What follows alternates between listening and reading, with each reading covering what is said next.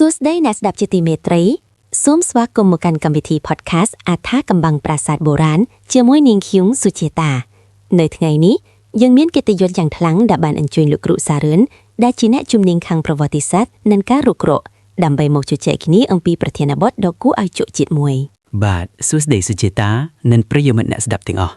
ខ្ញុំពិតជាមានក្តីរំភើបណាស់ដែលបានមកទីនេះដើម្បីចែករំលែករឿងរ៉ាវដែលមនុស្សភាគច្រើនមិនធ្លាប់បានឮពីមុនមកលោកគ្រូឮថាថ្ងៃនេះលោកគ្រូមានរឿងរ៉ាវអំពីប្រាសាទមួយដែលលាក់ខ្លួនកណ្ដាលព្រៃជ្រៅហើយមានរឿងរ៉ាវចម្លែកកើតឡើងនៅទីនោះមែនទេពិតមែនហើយសុជាតាវាគឺជាប្រាសាទមួយស្ថិតនៅក្នុងតំបន់ដាច់ស្រយាលនៃខេត្តព្រះវិហារពេលដែលខ្ញុំឈានជើងចូលទៅក្នុងបរិវេណនោះជាលើកដំបូងខ្ញុំមានអារម្មណ៍ថាខ្យល់អាកាសស្រាប់តែប្រែជាត្រជាក់ស្រេបហើយស្ងាត់ជ្ងំស្ងាត់រហូតដល់យើងអាចឮសំបីដាក់ចង្វាក់បេះដូងខ្លួនឯងគ្រាន់តែស្ដាប់លោកគ្រូរៀបរាប់នាងខ្ញុំព្រឺសម្ពួរតែម្ដងតើអ្វីដែលធ្វើឲ្យលោកគ្រូមានអារម្មណ៍ថាវាជាអថាកំបាំងនោះមកអ្វីដែលអស្ចារ្យនោះគឺរូបចម្លាក់នៅលើជញ្ជាំងប្រាសាទ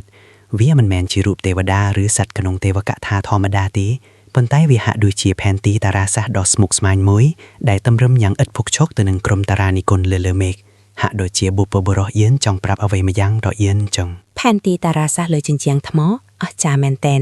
ចុះចំណែកអ្នកភូមិនៅទីនោះវិញលោកគ្រូតើពួកគាត់មានដំណើររឿងអ្វីខ្លះទាក់ទងនឹងប្រាសាទនេះអ្នកភូមិជឿថាប្រាសាទនេះមានបារមីថែរក្សាខ្លាំងណាស់គេនិយាយថានៅយុគប្រច័នពេញបូនមីគេតែងតែឮសូរសម្រែកសត្វស្លាបចម្លែកនិងពន្លឺពណ៌ខៀវស្រងាត់ភាយចេញពីតួប៉មប្រាសាទគ្មាននរណាម្នាក់ហ៊ានចូលទៅជិតទីនោះទេនៅពេលយប់នេះបង្ហាញឲ្យឃើញថាទោះបីជាពេលវេលាកន្លងផុតទៅរាប់ពាន់ឆ្នាំក៏គេដំណើរបុព្វបុរសយើងនៅតែបង្កប់នៅថាមពលនិងអថាកំបាំងដែលវិទ្យាសាស្ត្រសម័យថ្មីខ្លះនៅមិនទាន់អាចបកស្រាយបាននៅឡើយពិតប្រាកដណាស់ការរុករករបស់ខ្ញុំមិនមែនដើម្បីតែស្វែងរកវត្ថុបុរាណទេប៉ុន្តែគឺដើម្បីស្វែងយល់ពីព្រលឹងនិងវិញ្ញាណដែលបុព្វបុរសបានបន្សល់ទុកក្នុងថ្មភក់ទាំងនោះវាជាមរតកដ៏មានតម្លៃដែលយើងត្រូវតែថែរក្សាជាការពិតណាស់លោកគ្រូសូមអរគុណលោកគ្រូសារឿនខ្លាំងណាស់សម្រាប់ការចំណាយពេលមកចែករំលែកបទពិសោធន៍នេះនាងខ្ញុំជឿថាអ្នកស្ដាប់ពិតជាទទួលបានចំណេះដឹងនិងអារម្មណ៍ប្លែកមិនខាន